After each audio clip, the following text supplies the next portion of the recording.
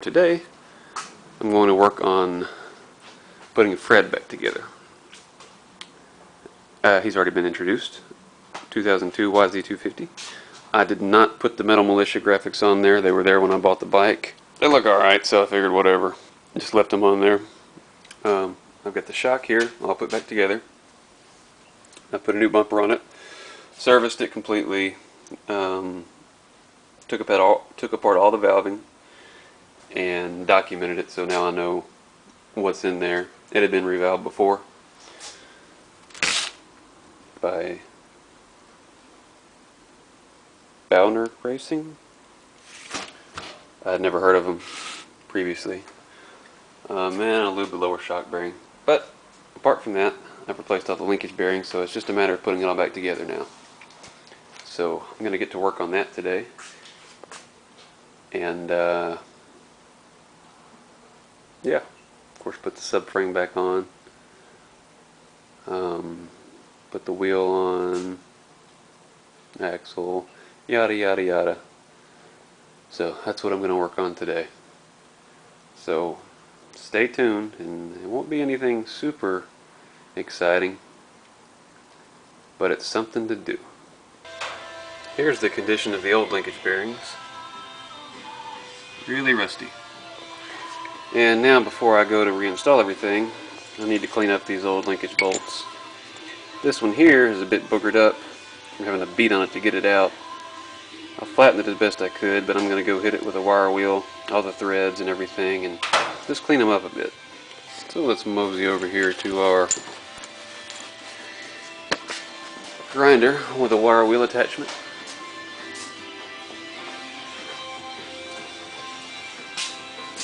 And get to work. Safety first.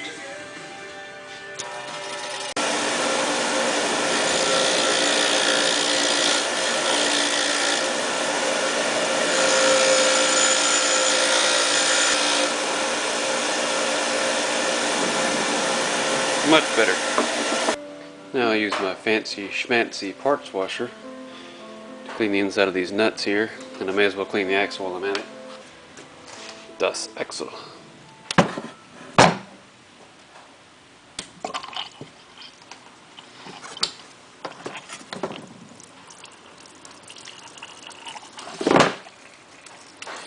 Toothbrush and some mineral spirits. Clean the inside of those nuts right up.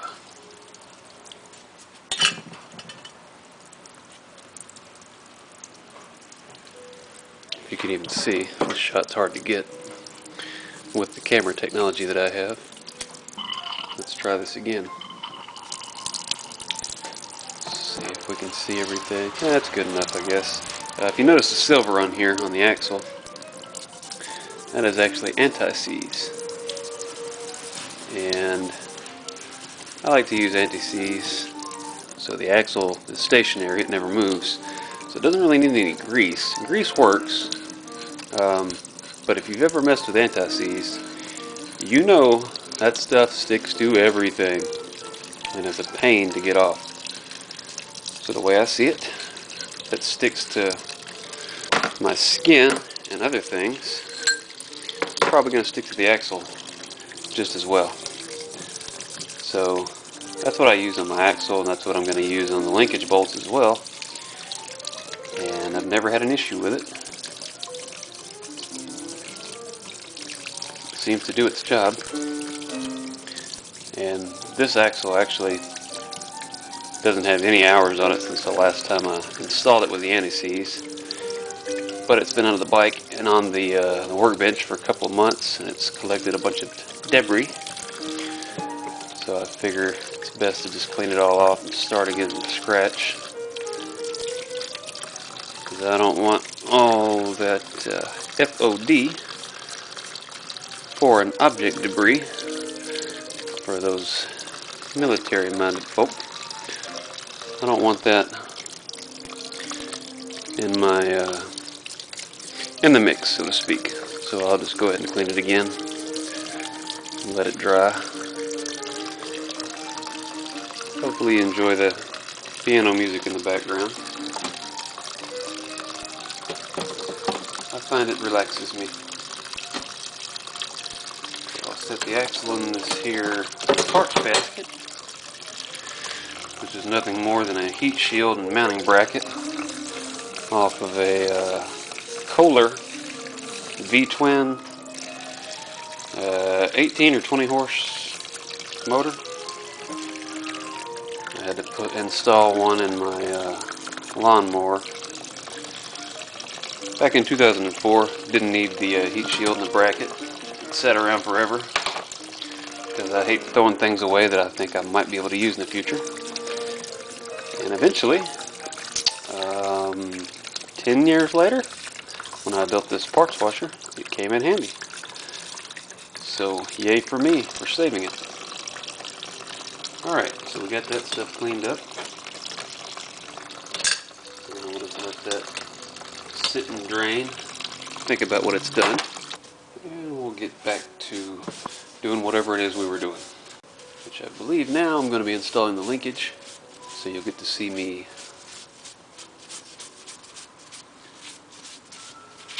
whatever. Who cares? Alright, so take our anti-seize and mix it up a scotch.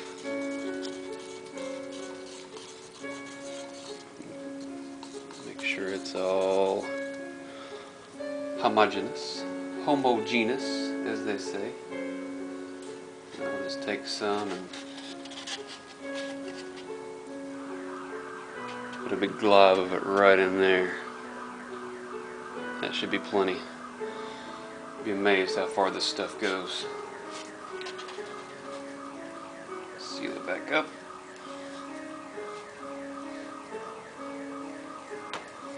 And boom, I'm already infected. So now, a little bit goes a long way. You can see just what was on my finger is enough to coat this entire lower shock bolt.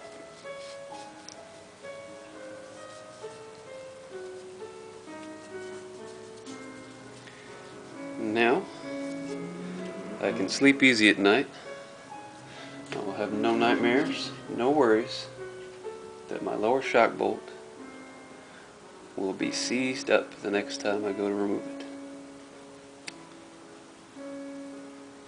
I will lose no sleep over this. There's that. Now let's start with these bigger linkage bolts. Let's give them a nice coating. And you don't want a whole lot of excess on there because all that's going to do is just squeeze out when you install everything. Like I said, you'd be surprised how far this stuff can go. I've never really needed to put any on the threads down there. I've never had an issue with that. But I have had an issue with these bolts being stuck. This one, not this one. This one in particular goes through the swing arm into the linkage. I had to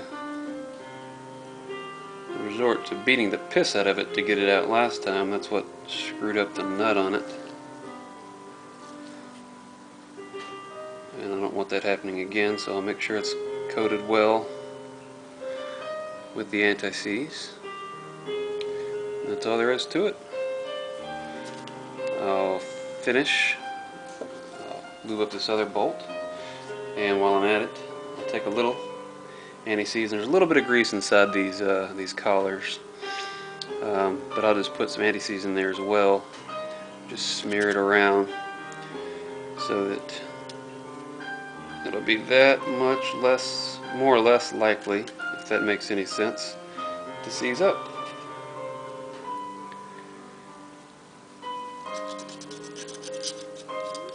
These brushes are excellent for this kind of stuff. I think I picked up a pack of them at Harbor Freight for like, I don't know, $1. Hey, they may have even paid me to take them. I don't know. They were cheap. They're called acid brushes. And I'm a waste not, want not kind of guy, so this brush has lasted me a couple of years already.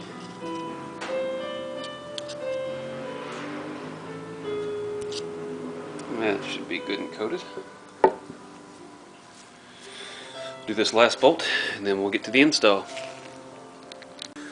Okay, one thing I wanted to do is, this is the location that seizes up. Every time I've tried to get that bolt out, it's been stuck. And so I used this pipe cleaner, went in here and just cleaned out both sides. And upon doing so, I discovered, I don't know if you can see or not, but there is a ridge. And I guess that's from me you know, having to use force to remove this bolt, and it's pounded a lip over the this is hard to do, where my pinky is. You get the face of the hole, and then there's a lip, like a burr, going down into the hole, and you can see that it actually makes the hole smaller. So I believe my solution is going to be to use this step bit and go in there and just knock off that burr, and it won't hurt anything because this is the side the nut goes on anyway. So even if I enlarge the hole just a smidgen on this side, it won't hurt anything. So let's give her a go, shall we? Alright, I got the step bit installed in my trusty cordless drill here. Let's see. Oh no, it won't fit. It's not long enough. Whatever shall I do?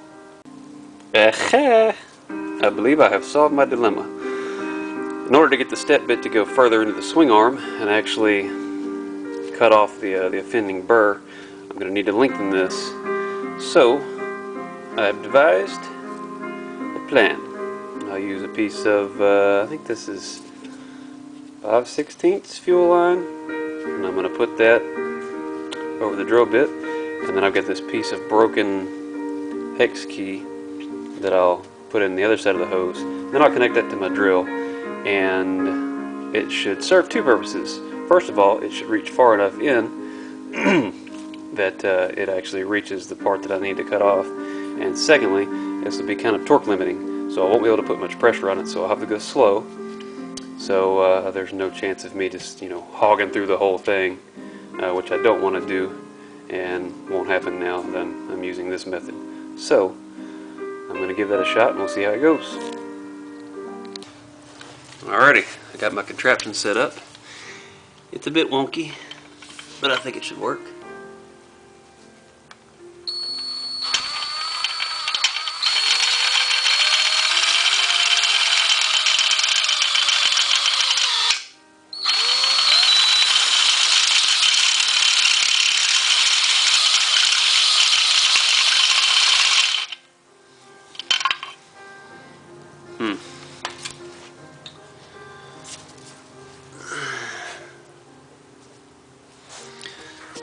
Okay, you can see shavings in there clearly.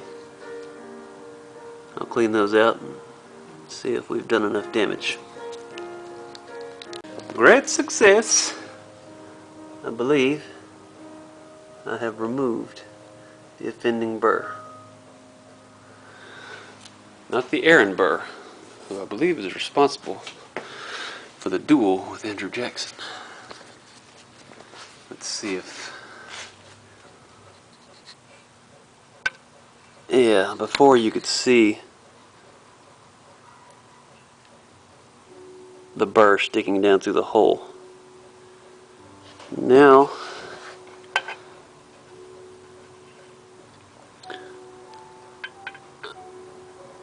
I don't see such a thing. I think we're good. Alright. Let's get this linkage installed, shall we?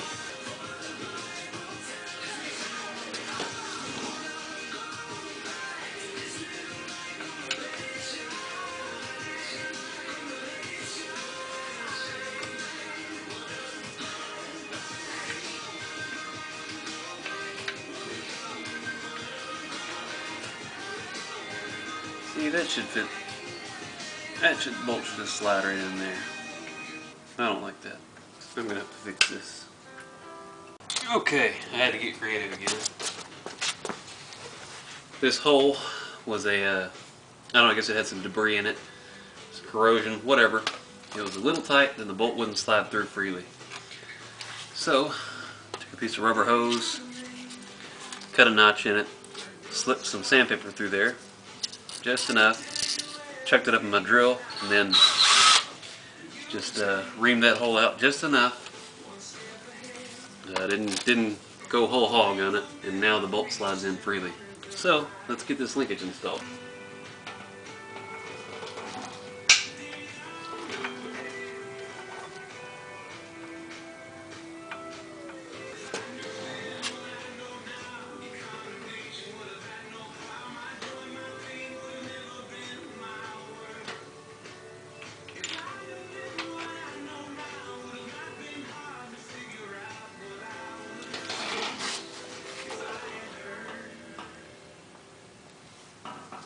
Like butter.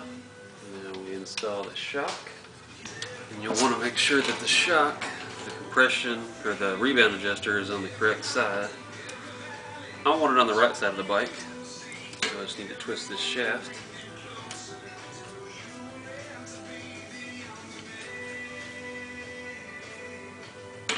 Like so.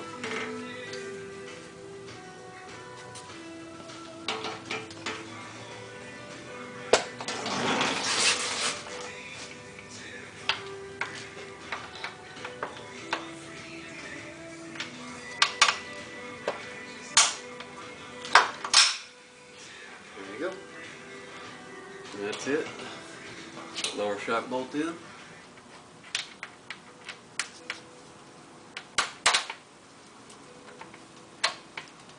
There we go. Looking like a dirt bike again. Lots of slot, of course nothing's tight yet. You want to make sure that before you torque everything, you set the bike down on its own weight and then torque everything. Supposedly that helps get rid of some of that slop.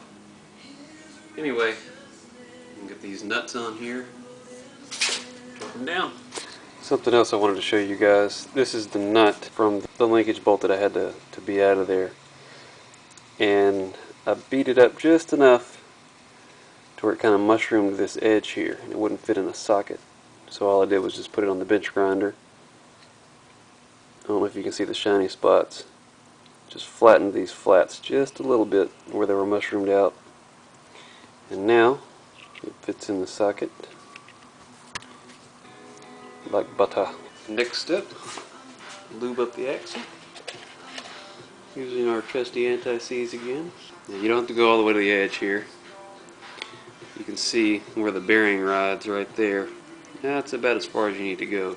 Plus when you put it in, it's going to shove all that anti-seize down this way anyway. There you go. It's more than enough. Next step, install the rear wheel and axle. Use your foot to lift it up. Make sure that you get your caliper lined up. Sometimes you gotta wrestle with it and make a few funny faces. Get it all lined up properly. Put your adjuster block on there like that. Washer. And your axle nut. Now, one little trick before you torque your axle nut.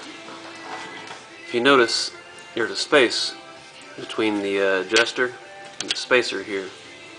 Now, what you want to do, you could just bump it up with your hands and try to get it tight. But the best method is to jam a screwdriver into the sprocket like so. And then when you spin the back tire, you spin the back tire with your screwdriver in between the chain and the sprocket. What that does is takes up all the slack, pushes the rear wheel forward up against the adjusters. Now you can see it's a tight fit there and a tight fit there. And now I've got my torque wrench set to 90 foot-pounds, which is the recommended torque value for this here 2002 YZ250 for all you Australians and Canadians, whatever. whoever says Z for Z. There you have it. Don't forget to remove your screwdriver. And I got me a properly torqued axle. Now I'll spread the brake pads apart before I put the rear wheel on. So, just so I don't run into an issue in the future sometime, pump the rear brakes, get them working again. There we go. Now I won't see myself in a catastrophic situation and I take off for the first time, go hit the rear brakes, and there's nothing there. That is always a bad thing. Okay, I've got the bike under its own weight now. I've got all my torque wrenches set. I made a little diagram. I don't know if you can read it. All the locations in the torques. So I'll torque all the main linkage bolts to 58 pound-feet. 1, 2.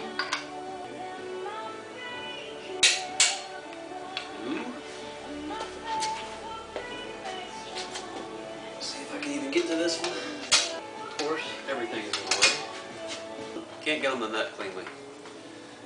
Chain roller mounting box is in the way. What to do? Try to roll with it like it is and see how we do.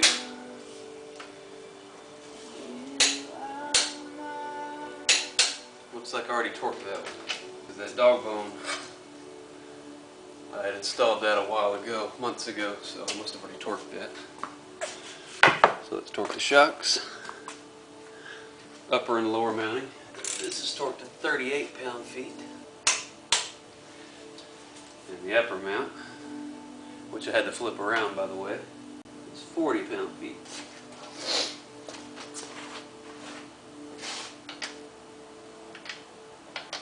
That's a 14 on 17.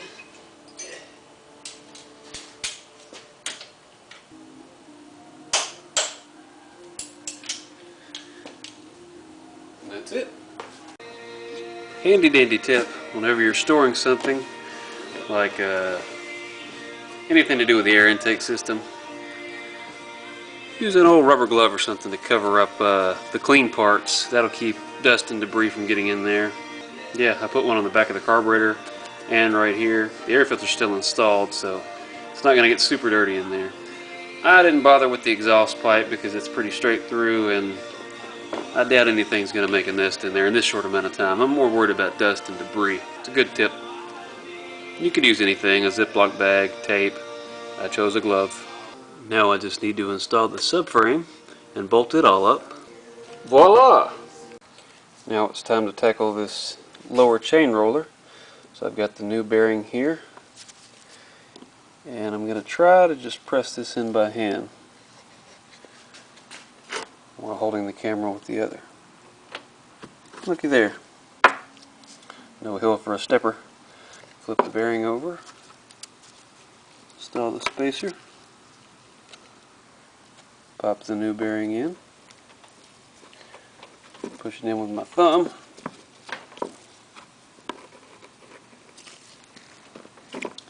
And there you go. Donezo. All done. Next. I gotta say that it feels good to finally get this finished. It's been hanging over my head for, well, I actually first pulled it over here about a year ago. And then the last thing I did to it was, that was in April of 2016. Last time I messed with this was Christmas night 2016. And that's just set. And today's, I think, the 23rd of April, 2017. Anyway, so it feels good to get this done. A little bit about this bike. I bought it in '02. I didn't buy it in '02 at all. It would have been brand new then, and that's not the way I got it. I bought this bike in 2011. I bought it because I bought the 125 earlier and I wanted a little bit more power. I was getting back into riding, but this bike already had the Triple S forks on it. I don't know what year they're from. So I bought this bike. It was clapped out, and I knew it. I knew it needed a lot of work, but I got it for a decent price. Brought it home, split the cases, the crank, the top end, everything was shot. It still ran. I actually rode it before I tore it down, but it was just all kinds of noisy and worn out. So I put a new crank in it, a new cylinder, or a you know, a refurbished cylinder. I think I used Millennium Technologies. I'm not 100% certain on that. It's been many years. So I got the motor all freshened up, and throughout the course of owning it, I've replaced every bearing, literally. Front and rear wheels, steering head, linkage, swing arm, shock bearings, chains and sprockets, things like that. I did revalve these forks. They were stock valving, and I revalved them to match the Woods valving I had on the Ethel, the 06 YZ250. And I wasn't able to match it up exactly because I didn't have all the shims. But I got it pretty close, and I've ridden it once or twice since then, and I'm pretty happy with it. Feels pretty good. Yeah, so that's about the gist of it for this bike. And now, you know, the rear shock has been revalved previously, but like I said earlier, it's been so long since I've ridden it that I don't really have a clue what it felt like. I don't remember. I got a Recluse clutch in there, as well as the 16 or 18 ounce flywheel weight, whichever the biggest one they had is, and it's a bit too much. I was trying to tame down the hit for the Woods when traction was lacking, and I guess it did tame it down, but it's so slow revving now that I'm anxious for it to get on the pipe. And it's also got a gnarly FMF gnarly pipe, and there's a bit of detonation, and if I take the gnarly pipe off and I put a stock pipe on there, the detonation goes away. And I actually like the power band of the stock pipe better. But back to the detonation, some of that could be because the head that's on this bike is the head that came with it, and it had some damage, some pitting in the dome, so that could be creating hot spots, which makes it more prone to detonate. Try to play around with the jetting, and I can't jet it out, not with this pipe on there. So I've actually bought another stock pipe, but it's been enough to where I can't even get it to mount up, and that was a few years ago. I haven't messed with it since because this is not the bike I ride all the time anyway. But that's the history of this bike. I've got a tall soft seat on here that's got a hole in it. It's nice and comfy, especially if you sit down a lot. Not that I sit down a lot when I ride, but that was the idea when I bought it, before I improved my technique. See, I grew up riding dirt bikes from about the ages of, I don't know, 8 to 15 or 16, mostly just in the trails.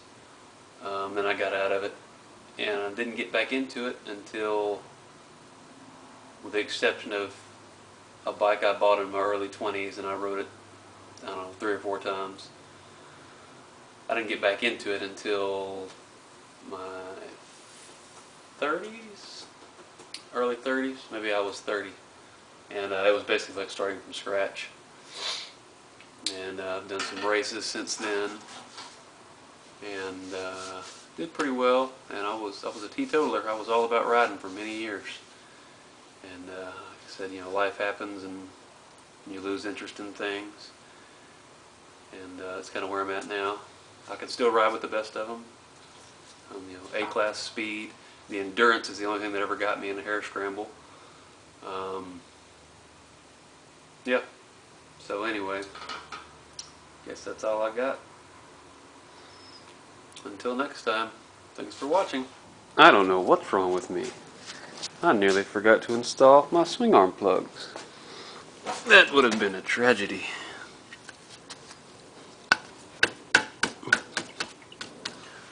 One. Now this one's shaped a bit wonky. Let's see here. Which way does it want to go?